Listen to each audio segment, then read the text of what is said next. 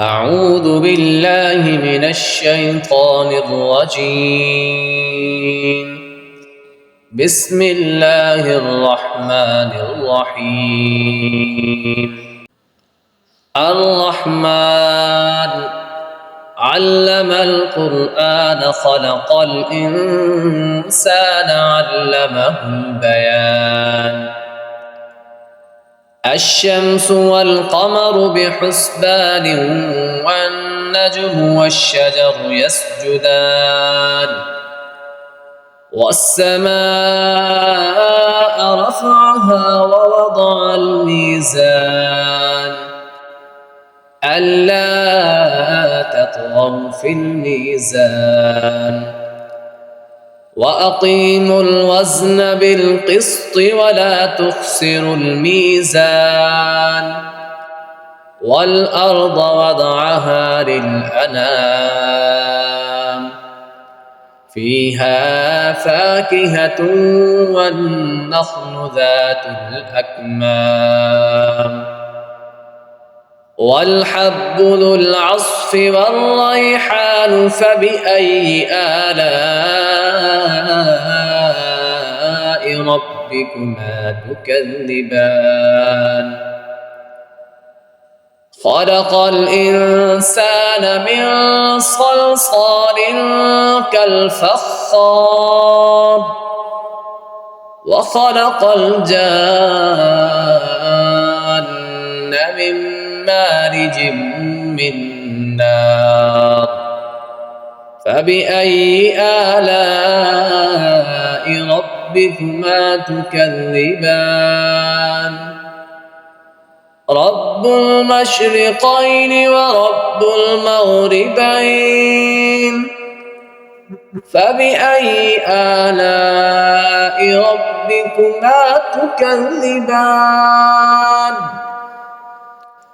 مرج البحرين يلتقيان بينهما برزخ لا يبغيان فبأي آلاء ربكما تكذبان يخرج منهما اللؤلؤ والمرجان فبأي آلاء ربكما تكذبان وله الجوار المنشآت في البحر كالأعلام فبأي آلاء ربكما تكذبان كل من عليها فان ويبقى وجه ربك ذو الجلال والإكرام فبأي آلاء ربكما تكذبان يسأله من في السماوات والأرض كل يوم هو في شأن فبأي آلاء ربكما تكذبان سنفرغ لكم أيها الثقلان فبأي آلاء ربكما تكذبان يا معشر الجن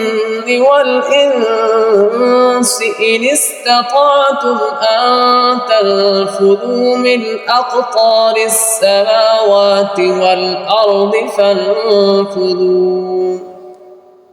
لا تنفذون إلا بسلطان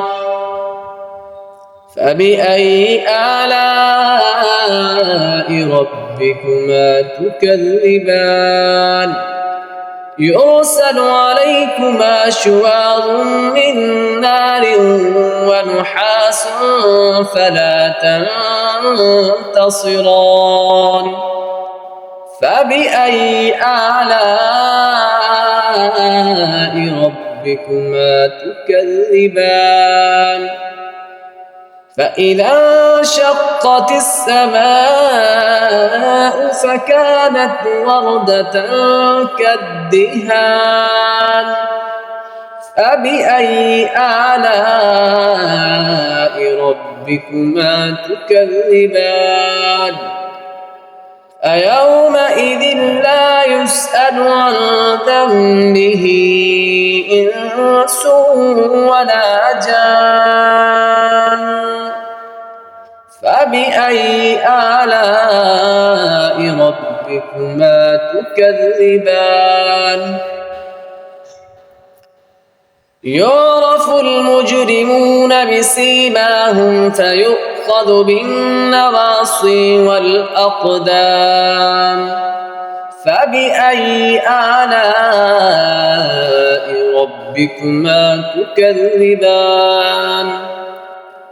هذه جهنم التي يكذب بها المجرمون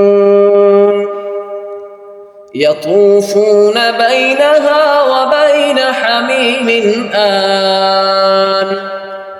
فبأي آلاء ربكما تكذبان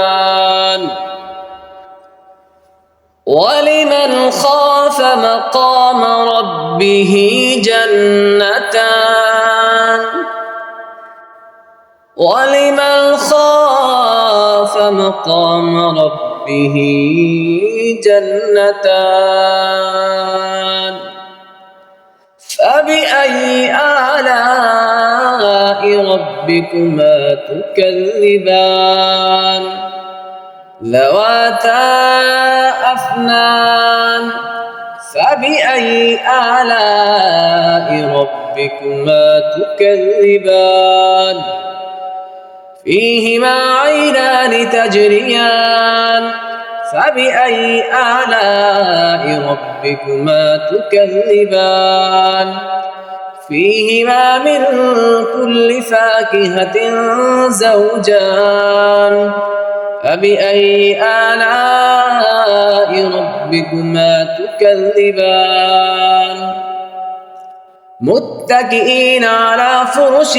مطائنها من استبرق وجنى الجنتين دان فبأي آلاء ربكما تكذبان فيهن قاصرات الطرف لم يطمثهن إنس قبلهم ولا جان فبأي آلاء ربكما تكذبان كأنهن الياقوت والمرجان فبأي آلاء ربكما تكذبان هل جزاء الإحسان إلا الإحسان فبأي آلاء ربكما تكذبان ومن دونهما جنتان فبأي آلاء ربكما تكذبان مدهامتان فبأي آلاء ربكما تكذبان فيهما عينان نضاختان فبأي آلاء ربكما تكذبان فيهما فاكهة ونخل ورمان فبأي آلاء ربكما تكذبان فيهن خيرات حسان فبأي آلاء ربكما تكذبان حور مقصورات في الخيام فبأي آلاء ربكما تكذبان لم يطمثهن إنس قبلهم ولا جان فبأي آلاء ربكما تكذبان متكئين على رفرف خضر وعبقري حسان فبأي آلاء ربكما تكذبان تبارك اسم ربك ذي الجلال والإكرام